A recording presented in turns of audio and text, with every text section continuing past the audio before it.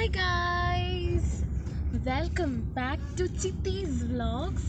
അപ്പോൾ ഇന്നത്തെ വീഡിയോ എന്ന് പറയുന്നത് ഒരു ഈവനിങ് വ്ളോഗാണ്. ഈവനിങ് വ്ളോഗ് എന്ന് പറയുമ്പോഴത്തേക്ക് ഒരു ഈവനിങ് കറക്കമാണ് ഞാൻ ഉദ്ദേശിച്ചത്. അപ്പോൾ ഇന്ന് ഈവനിങ് കറക്കത്തിൻ്റെ കൂടെ എൻ്റെ അമ്മയും ഉണ്ട്. Say hello.